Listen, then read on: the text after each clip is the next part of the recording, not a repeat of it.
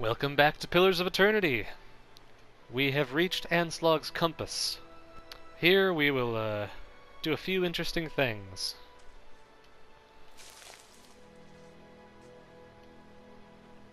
Two villagers stand by one of the tide pools. They are breathing harshly, clearly winded, and look up nervously as you approach. Good day, stranger. If you're here to fish, as we were, stranger, you'll want to avoid compass proper. The dwarven woman points to the southeast. Her companion shakes his head. A lot of ships wind up spread across the rocks here, so we didn't think much of the wreckage until we heard something. A terrible noise. I thought maybe it was a survivor. But he wasn't alive. Moving, but not truly alive, she shudders. It was awful. What are you two doing out here? Fishing, of course. Except I lost my fishing rod when I flung it at the head of one of those monsters. He sighs. We were looking the tide pools over and thought we'd try our luck down by the rocks. Got the fright of our lives. We'll have to make do with the nets here, or go hungry. You said there were a lot of shipwrecks here. The woman nods. All the time. It's a lovely place, but dangerous as anything to sail. Good fishing most days. She wipes her brow. I think we'll look further up the coast next time. What do you mean? What did you see? Corpses. Walking corpses. We don't want any part of it, whatever the cause. Might be we can find something in these tide pools, and then we're headed straight home. Farewell. Good tidings to you. Wait, do you hear that?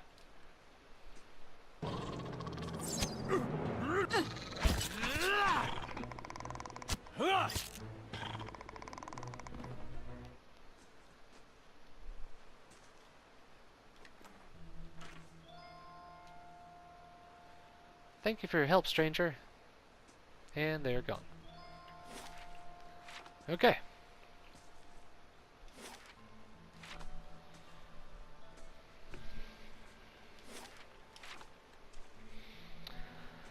Let's see what mysteries await us here on the beach.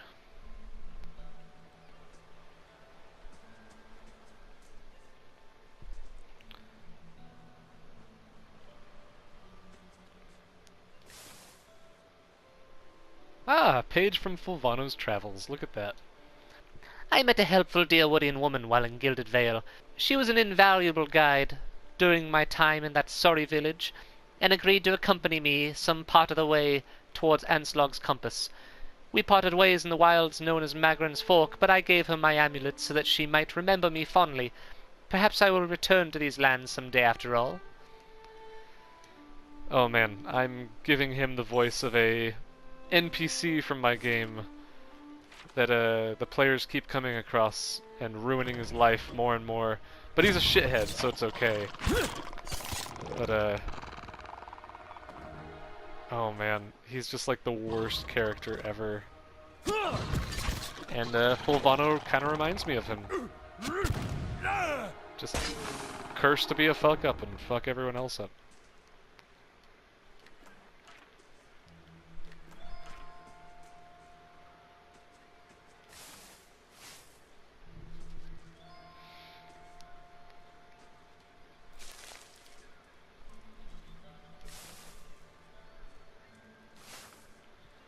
I've got a lot of gemstones now. I should probably sell those.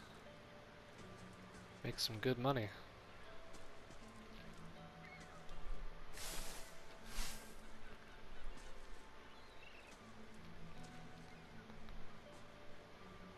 I'll take a peek. Well, found the whole trail. A fine crossbow and Fulvano's letter. How is it that so grand a journey as mine should lead me here? The people of the Deerwood call this pitiable lagoon a sight to see, but all I have experienced here is misfortune. I thought to explore the caverns by the waters, only to discover it was the home of sporlings. I went to see the vaunted compass, and lost the bulk of my letters when I tripped over some driftwood, and at last I made to inspect the dragon skulls nearby, only to be menaced by some foolish little zorrips. I will return to Gilded Vale as soon as I catch my breath. At least the Zareps do not appear to have followed. And it cuts off. So I think that's the end of Fulvano. Maybe. I can't remember exactly. But possibly.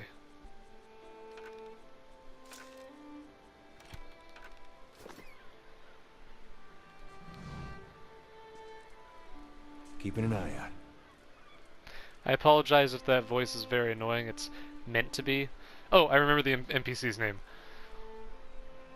The NPC is a character named Thorton Brambapple. And he is a world-traveling writer who is horrible in every way. Horrible writer, horrible person. He's just the worst. But I love just bringing him into the story and everyone's like, oh god, this fucker again. I'm not doing his voice justice either, it's so much more annoying in-game. Not good.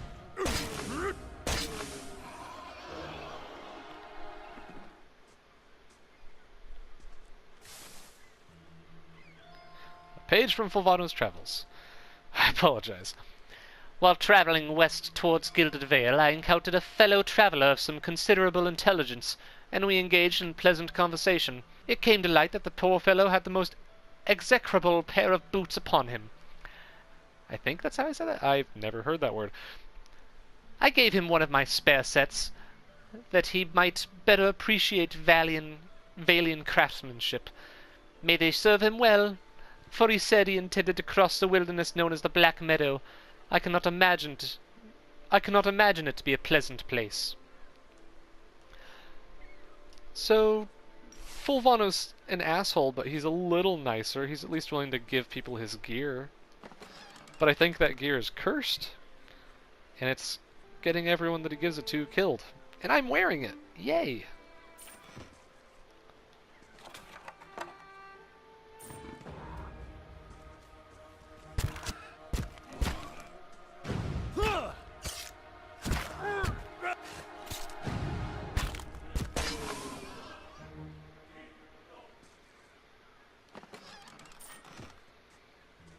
Keeping quiet.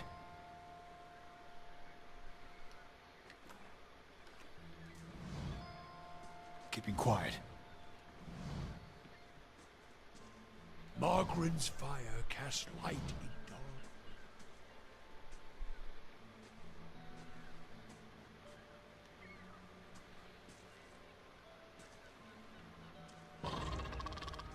dark. And that's how it's done.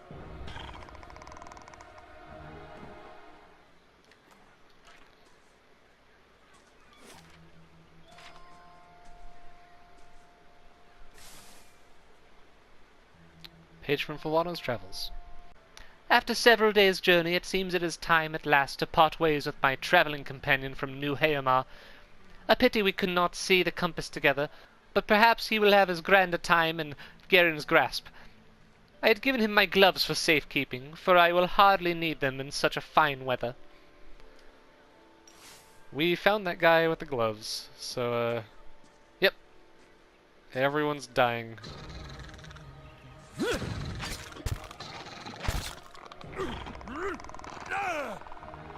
Jeez. Durant's just fucking smacked him.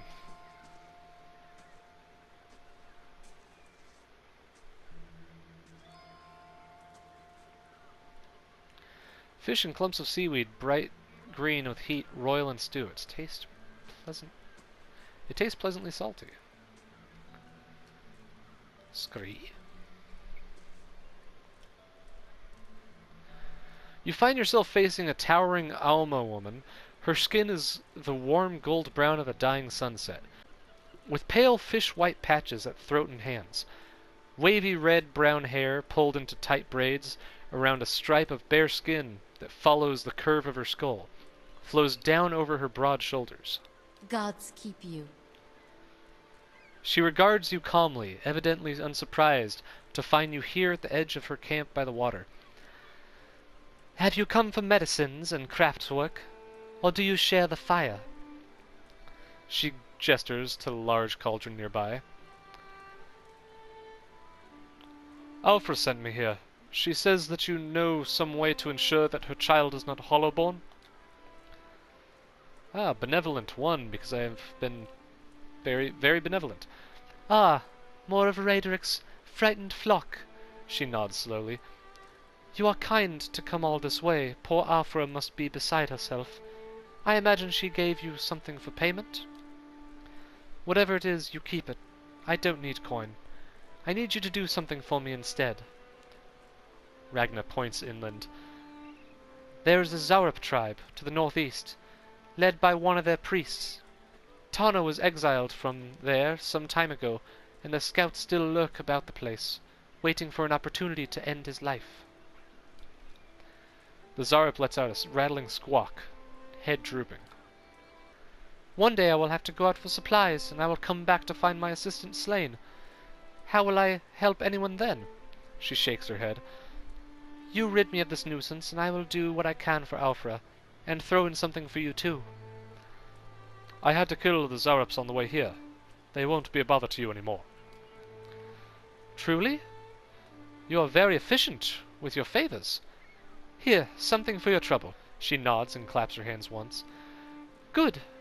Then I shall set my full attention now upon the remedy for Aufra. I gained a potion of minor recovery, potion of minor regeneration, and potion of minor endurance.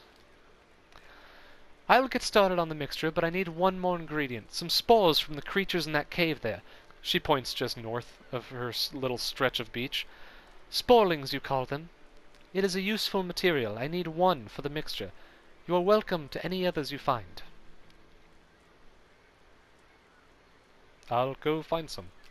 Good. I will prepare the rest while you are gone. Once you return, it should not take very long to finish. Okay, gotta go collect some dank-ass spores. Keeping quiet.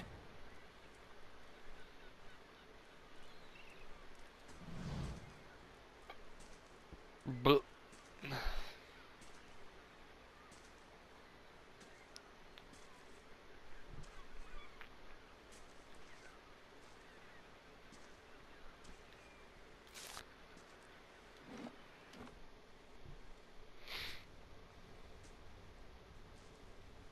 Keeping quiet.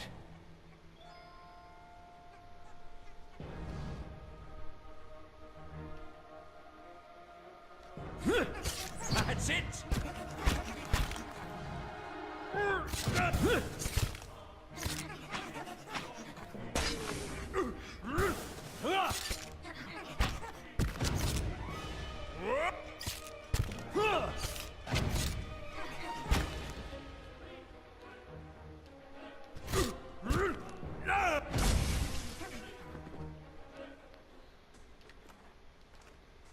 Well, got some dank spores.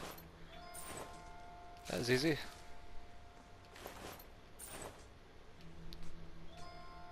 Moss and mold cover the bones like a blanket. They smell earthy and wet. A warbow. I like the one I have, it's fast.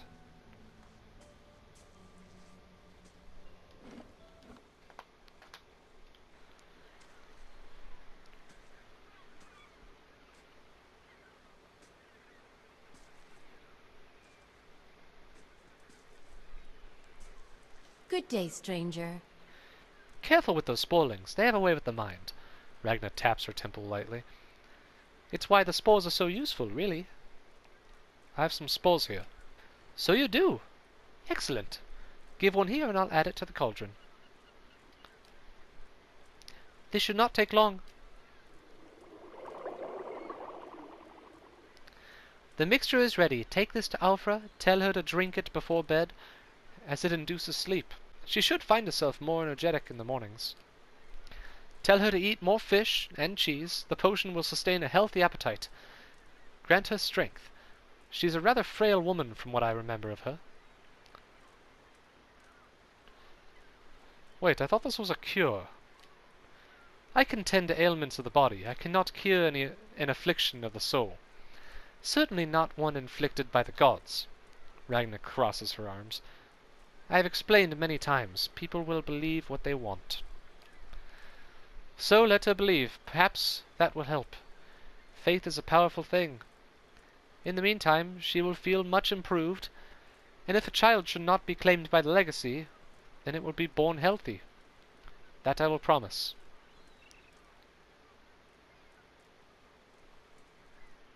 Fine, I'll be going then. I have done what I can, as promised. Tell Aufra I wish her well. And I'm not gonna call her out on that. Welcome. But I am gonna sell my shit to her.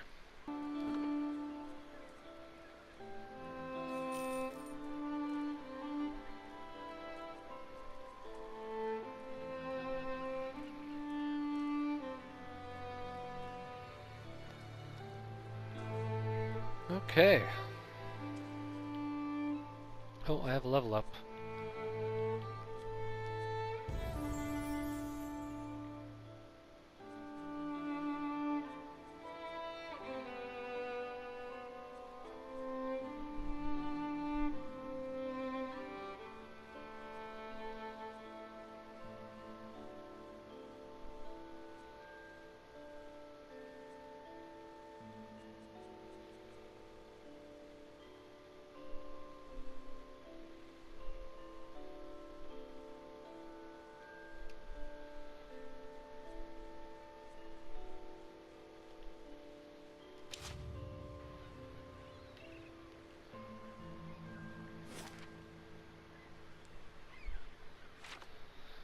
The dial. We didn't do anything with that. Let's go check that out. At the center of the ring of jagged stone, this boulder casts long shadows across the sand, and the sun moves overhead. As the sun moves overhead. I wonder if I stand here at certain times of day if something happens.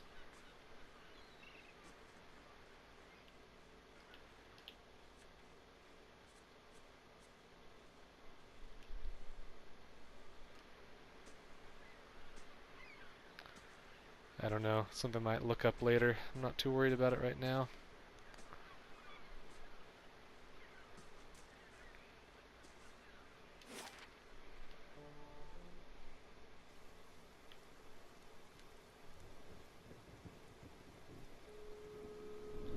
Oh man, now is the hard choice. Am I gonna tell her the truth that that stuff isn't gonna really like guarantee her? Ugh. Now I'm nervous. 'Cause that could end badly, probably.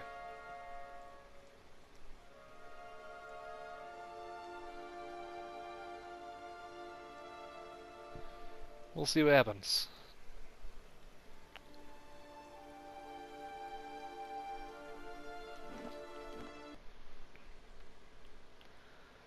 I don't remember the voice I gave her, so we'll see how this goes. Welcome. You were some time away. I worried you wouldn't return. Is that it? Have you brought it? Alfred looks at you hopefully. What did Ragna say? Yes, I have it. Here it is. You really did it. Oh, bless you, bless you. I don't know what I would have done without you. Now my baby will be safe. Alfred beams at you. I can't thank you enough.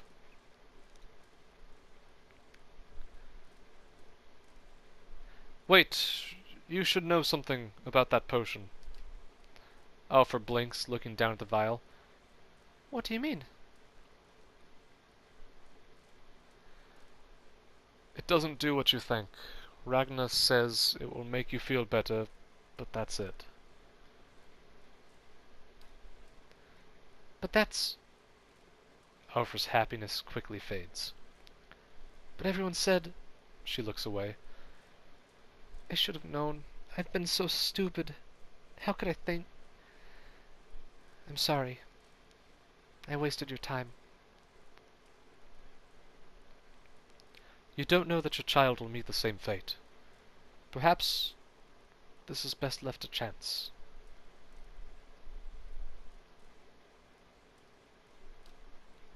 Alfred takes a deep breath.